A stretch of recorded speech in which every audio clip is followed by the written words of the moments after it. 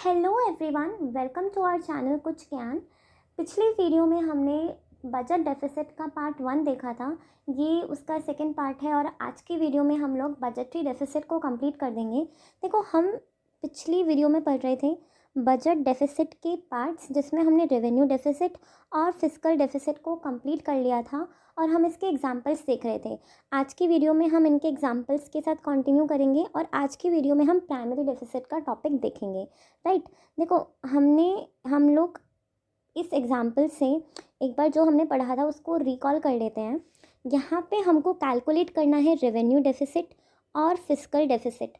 आपको याद हो तो हम जब रेवेन्यू डेफिसिट की बात करते हैं तो यहाँ पे हम सिर्फ और सिर्फ रेवेन्यू टर्म को कंसिडर करेंगे।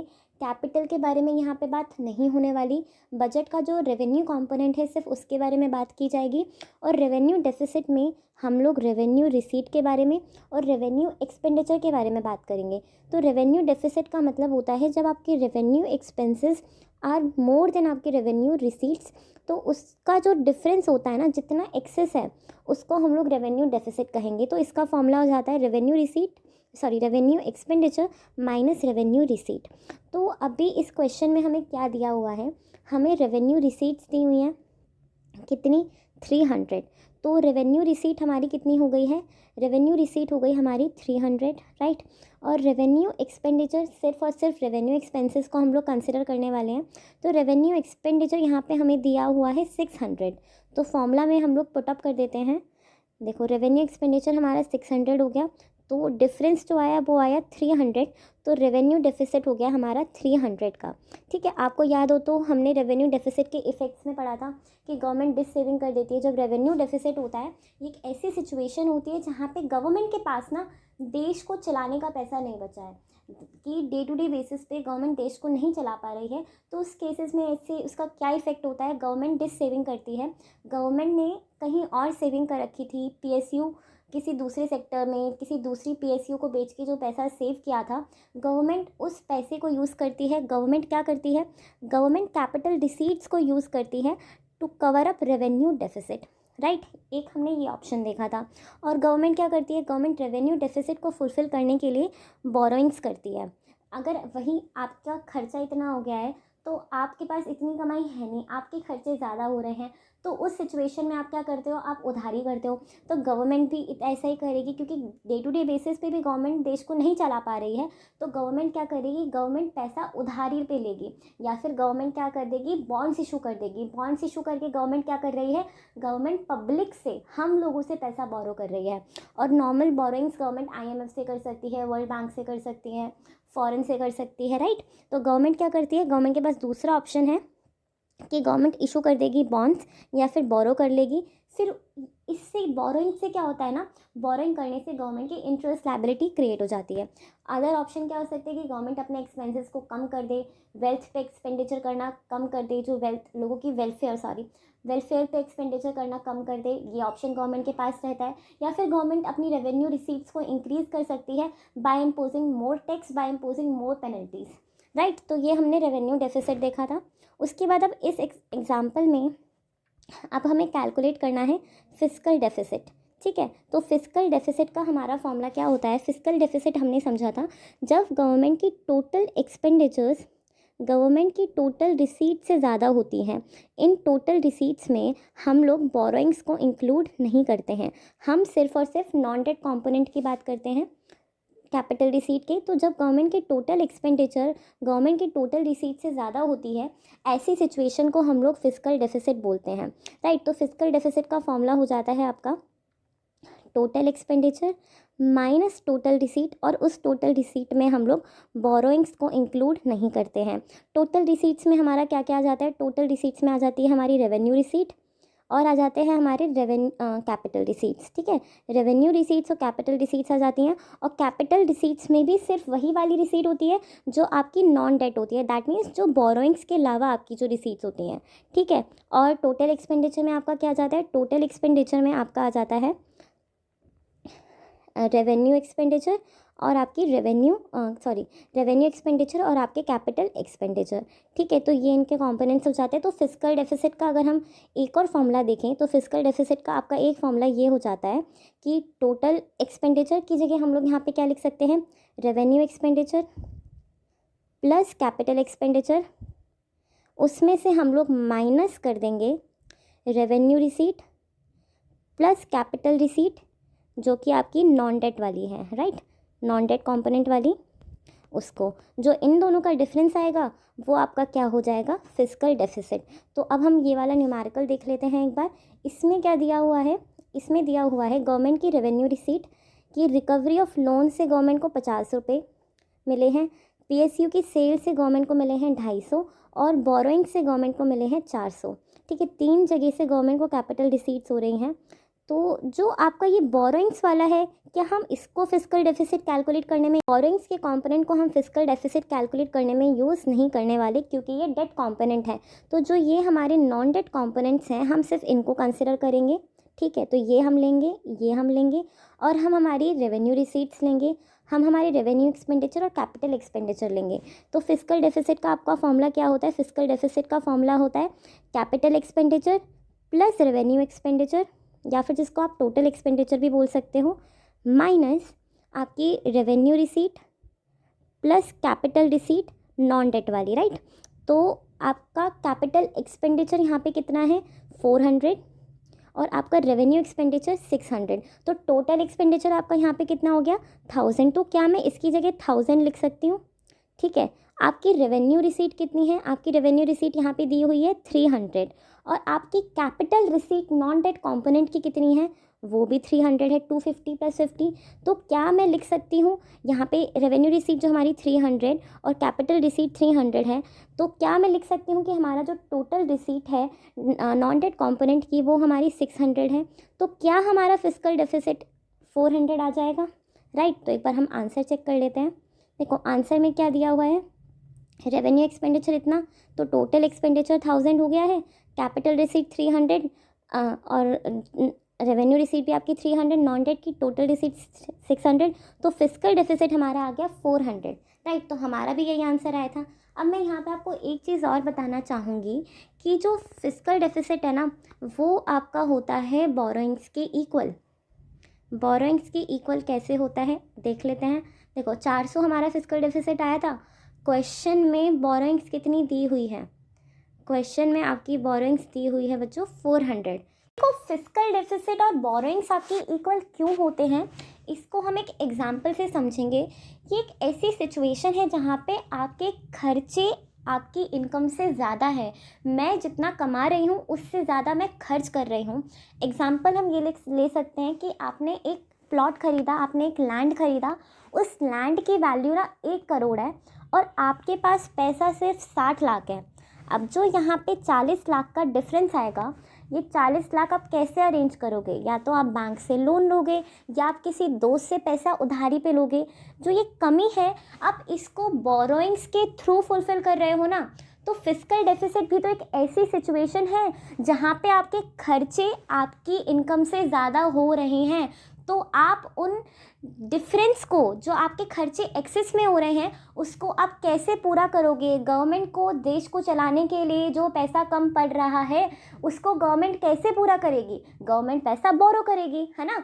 तो बोरोइंग्स करती है गवर्नमेंट, तो इसलिए हम लोग कहते हैं कि फिस्कल डेफिसिट और बोरोइंग्स इक्वल होते हैं। क्यों, जो वो डिफरेंस आया है ना एक्सपेंडिचर और रेवेन्यू का, जो खर्चे एक्सेस में हुए हैं गवर्नमेंट उसे पैसा उधारी लेके पूरा करती है। इसलिए हम कहते हैं कि जो फिस्कल डेफिसिट है ना वो बोरोइंग्स के इक्वल होता है। इसको हम थोड़ा और अच्छे से समझ लेते हैं कि क्यों, why gross fiscal deficit is equals to borrowing. देखो सपोज़ करो गवर्नमेंट को, हमारी जो गवर्नमेंट है उसे कंट्री को चलाने के लिए खर्चे करने हैं, ठीक है। Suppose a country wants to make revenue expenditure and capital expenditure equals to 4000 6000, तो टोटल एक्सपेंडिचर उनको करना है 10,000 का, है ना। लेकिन इन खर्चों को मीट करने के लिए उनके पास कितनी रिसीट हो रही है, कितनी इनकम हो रही है। अगर हम बात करें रेवेन्यू रिसीट तो वो 7000 की हो रही है, कैपिटल रिसीट 2000 की हो रही है। ये capital receipt sale of PSU से मतलब नॉन डेट है, तो टोटल रिसीट उनको कितनी हो रही है 9,000 की हो रही है।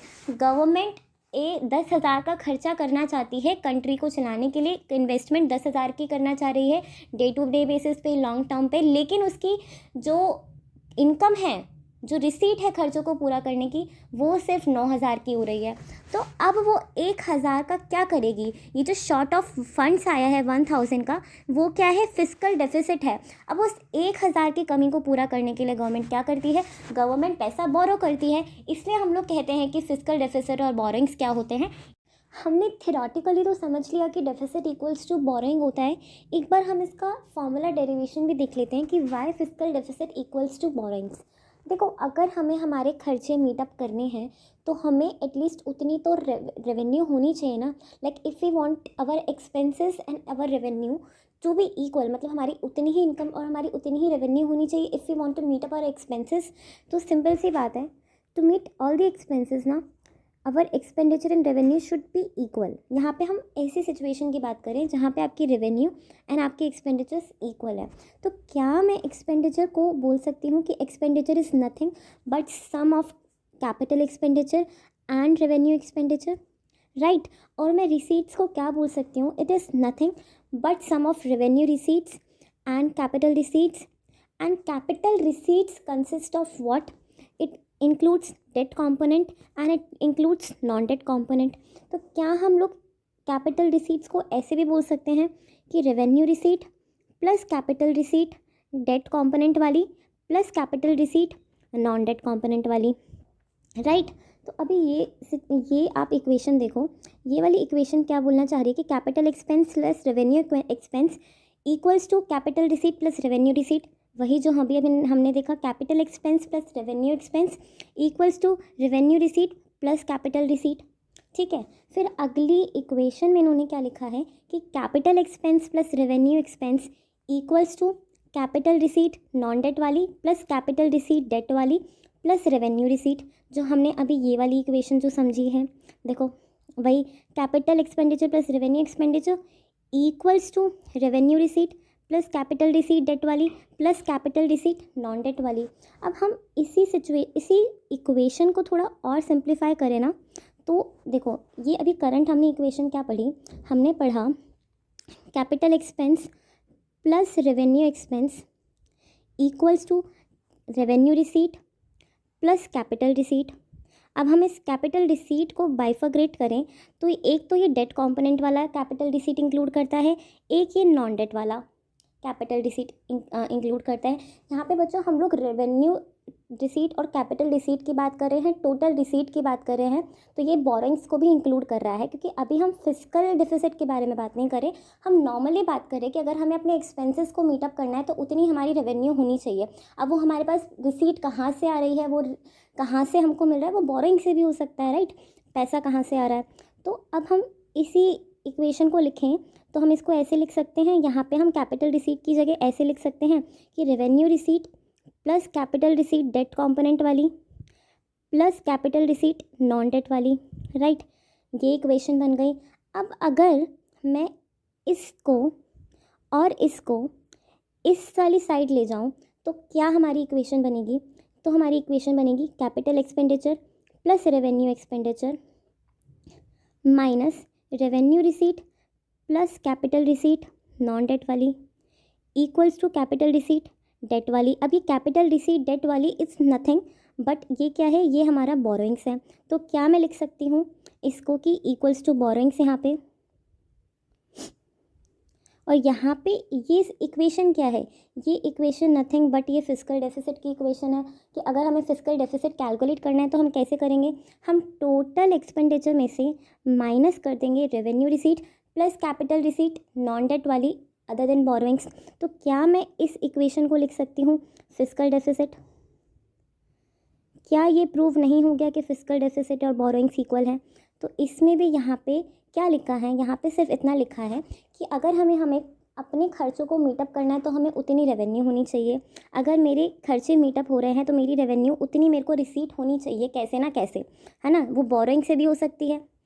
तो capital expenditure is expenditure is nothing but sum of capital expenditure and revenue expenditure, and receipt is nothing but sum total of revenue receipt and capital receipt with debt component and with non debt component, जो हमने यहाँ पे देखा, right. और फिर इसी को हमने एक्सपेंड कर दिया, ये हमारी एक्सपेंसेस, ये हमारी रिसीट, और फिर हम इसी चीज़ को यहाँ पे ले आए तो ये fiscal deficit equals to borrowing आ गया। तो ये हमने थियोरेटिकली भी समझ लिया कि फिस्कल डेफिसिट बोरोइंग्स की इक्वल क्यों होता है, क्योंकि गवर्नमेंट को अपने खर्चे कहीं ना कहीं से तो पूरे करने हैं ना, तो गवर्नमेंट क्या करती है, गवर्नमेंट उधारी लेती है, और वही हमने बाय इक्वेशन भी समझ लिया है। तो यहाँ पे बस उसी फॉर्मूले को ओपन अप करके ये चीज़ प्रूव की गई है जो अभी हमने यहाँ पे समझी। आप एक बार वीडियो पॉज करके ये इसका स्क्रीनशॉट लेके थोड़ा सा समझना, मैंने तो वैसे समझा दिया है बट एक बार आप देखना, आपको और अच्छे से समझ में आएगा। अब हम लोग बात करते हैं कि रेवेन्यू डेफिसिट और फिस्कल डेफिसिट क्या इंडिकेट करते हैं। देखो, रेवेन्यू डेफिसिट ये इंडिकेट कर रहा है कि गवर्नमेंट के पास इतना पैसा भी नहीं है कि गवर्नमेंट अपने डे टू डे के खर्चे निकाल पाए, तो गवर्नमेंट के पास day to day expenses cover up करने का भी पैसा नहीं होता है, ऐसी सिचुएशन रेवेन्यू डेफिसिट कहलाती है। तो रेवेन्यू डेफिसिट क्या करता है, रेवेन्यू डेफिसिट डिनोट करता है एक्सेस कंजम्पशन एक्सपेंडिचर, की गवर्नमेंट के डे टू डे के कंजम्पशन एक्सपेंडिचर इतने ज़्यादा हो रहे हैं, country spending more on day to day expenses, जितनी रिसिप्ट हो रही है ना गवर्नमेंट को, उससे ज़्यादा तो गवर्नमेंट क्या कर रही है, एक्सपेंडिचर, रिसीट से ज़्यादा गवर्नमेंट के एक्सपेंडिचर है, तो ये रेवेन्यू डेफिसिट इंडिकेट करता है। अब वही हम फिस्कल डेफिसिट की बात करें तो फिस्कल डेफिसिट क्या शो करता है, बोरोइंग्स, जो कि हमने अभी अभी समझा है कि गवर्नमेंट कितना पैसा बोरो कर रही है। अब देखो, रेवेन्यू डेफिसिट जो है वो पार्ट है फिस्कल डेफिसिट का। कैसे, ये आप लोगों को पता ही होगा, एक बार हम देख भी लेते हैं कि रेवेन्यू डेफिसिट फिस्कल डेफिसिट का पार्ट कैसे होता है। देखो, वही इसकी अगर हम लोग बात करें, रेवेन्यू एक्सपेंडिचर, और रेवेन्यू एक्सपेंडिचर में से हम रेवेन्यू रिसीट माइनस कर रहे हैं, तो दिस इज़ नथिंग बट आपका रेवेन्यू डेफिसिट, ही कुछ भी नहीं है बट आपका रेवेन्यू डेफिसिट है। तो क्या हम कह सकते हैं कि रेवेन्यू डेफिसिट फिस्कल डेफिसिट का पार्ट है? मुझे ये चीज़ बिल्कुल भी समझाने की ज़रूरत नहीं है आपको, क्योंकि जब हम फिस्कल डेफिसिट कैलकुलेट करते हैं तो उसमें हम रेवेन्यू रिसीट को भी कंसिडर करते हैं, हम रेवेन्यू एक्सपेंडिचर को भी कंसिडर करते हैं, और हम उन दोनों को माइनस करते हैं। तो revenue receipt is obviously part of fiscal deficit. I hope ये चीज़ आपको पता होगी, ठीक है। तो देखो, we know fiscal deficit equals to revenue receipt plus capital receipt, non debt वाली minus revenue expenditure minus capital expenditure. तो क्या हम इसको ऐसे लिख सकते हैं कि revenue receipt minus revenue expenditure plus capital receipt, non debt वाली माइनस कैपिटल एक्सपेंडिचर। देखो, हम इसको ऐसे लिख सकते हैं। तो ये क्या है, ये कुछ भी नहीं है बट हमारा रेवेन्यू डेफिसिट है ना, revenue deficit plus capital receipt non date minus capital expenditure. तो हेंस ये आपको क्लियरली शो हो रहा है कि रेवेन्यू डेफिसिट जो है वो आपका फिस्कल डेफिसिट का पार्ट होता है। जितना ज़्यादा आपका रेवेन्यू डेफिसिट होगा उतना ज़्यादा आपका फिस्कल डेफिसिट भी होगा। More the revenue deficit more will be the fiscal deficit. ये ऑब्वियसली बहुत स्ट्रेट फॉरवर्ड पॉइंट है, इसमें इतना डिटेल में हमको जाने की ज़रूरत नहीं है, ठीक है। अब हमारा अगला जो टॉपिक आता है, जो लास्ट टॉपिक है आज की वीडियो का और 1 मिनट का टॉपिक है, वो है प्राइमरी डेफिसिट। की प्राइमरी डेफिसिट क्या होती है? प्राइमरी डेफिसिट ये शो करता है कि गवर्नमेंट ने जो पैसा बोरो किया है ना, उस बोरोड अमाउंट में से कितना पैसा इंटरेस्ट की पेमेंट के अलावा कहाँ जा रहा है। Basically primary deficit is nothing but difference between fiscal deficit. Fiscal deficit को अगर मैं बोरोइंग्स लिखूँ तो चलेगा। तो ये शो कर रहा है कि बोरोइंग्स में से कितना पैसा आपका इंटरेस्ट के अलावा अदर जो खर्चे हो रहे हैं उसमें जा रहा है। तो primary deficit is nothing but the difference between fiscal deficit and interest payment, या फिर हम कह सकते हैं difference between borrowing and interest. तो ये शो करता है कि गवर्नमेंट की जो बोरोइंग्स है ना, उसमें से कितना पैसा are going towards meeting expenses other than interest expense. तो इंटरेस्ट एक्सपेंस जो हमारा होता है, गवर्नमेंट ने उधारी ली थी, उस पर गवर्नमेंट इंटरेस्ट की पेमेंट कर रही है, तो उस इंटरेस्ट की पेमेंट के अलावा जितने भी खर्चे होते हैं ना, बोरोइंग्स में से कितना अमाउंट उन अदर खर्चों पे जा रहा है, कौन से अदर खर्चे, इंटरेस्ट के अलावा जितने भी खर्चे हैं उसकी पेमेंट में जा रहा है। तो ऐसी सिचुएशन को हम लोग क्या बोलते हैं, प्राइमरी डेफिसिट। देखो, primary deficit is the fiscal deficit minus interest payment. Fiscal deficit में से अगर हम इंटरेस्ट पेमेंट माइनस कर दें तो हमारा क्या आता है, प्राइमरी डेफिसिट आता है। तो how much, it tells how much of the government borrowings are going towards meeting expenses other than interest payment. For example, government के खर्चे हो रहे हैं, ठीक है, गवर्नमेंट के खर्चे हो रहे हैं 100 रुपये, और गवर्नमेंट का इंटरेस्ट का खर्चा, मतलब एक्सपेंसेस अदर देन इंटरेस्ट जो है वो आपके 100 हैं, और इंटरेस्ट का खर्चा है आपका 5 रुपये, और गवर्नमेंट का फिस्कल डेफिसिट है लेट्स से 200 का।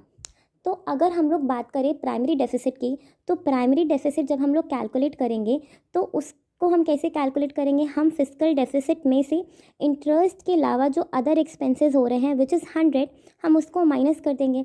तो प्राइमरी डेफिसिट कितना आ जाएगा हमारा, 200 माइनस 100, तो 100 का हमारा प्राइमरी डेफिसिट आ जाएगा। तो बेसिकली इंटरेस्ट पेमेंट के अलावा जितने भी खर्चे होते हैं ना, उनको अगर हम लोग फिस्कल डेफिसिट या फिर बोरोइंग्स में से माइनस कर दें तो हमारा प्राइमरी डेफिसिट आ जाता है। ये क्लियरली शो करता है कि गवर्नमेंट जो है इंटरेस्ट के अलावा अदर बोरोइंग्स के अमाउंट में से अदर एक्सपेंसेस पे, इंटरेस्ट के अलावा अदर एक्सपेंसेस पे कितना पैसा खर्च कर रही है। तो this is it about the primary deficit. एक बार हम तीनों फॉर्मूले का ओवरव्यू देख लेते हैं। देखो, फिस्कल डेफिसिट का क्या फॉर्मूला हो गया, एक बार बिना देखे रिकॉल करने की कोशिश करो। Fiscal deficit is the difference between total expenditure and total receipt non debt वाली, है ना। Total expenditure minus revenue receipt minus capital receipt non debt वाली, दैट मीन्स कैपिटल रिसीट में से हम लोग बोरोइंग्स का अमाउंट हटा दें। अब हम लोग रेवेन्यू डेफिसिट की बात करते हैं। तो रेवेन्यू डेफिसिट का हमारा फॉर्मूला क्या हो जाएगा, total revenue expenditure minus total revenue receipt. जितने भी आपके रेवेन्यू एक्सपेंडिचर है उसमें से रेवेन्यू रिसीट हटा दो तो आपका रेवेन्यू डेफिसिट आ जाता है। हम प्राइमरी डेफिसिट की बात करें, प्राइमरी डेफिसिट क्या होता है, fiscal deficit minus interest payment, तो ये आपका आ जाता है प्राइमरी डेफिसिट। तो ये हमारा पूरा बजट डेफिसिट या बजटरी डेफिसिट कंप्लीट हो जाता है। तो मिलते हैं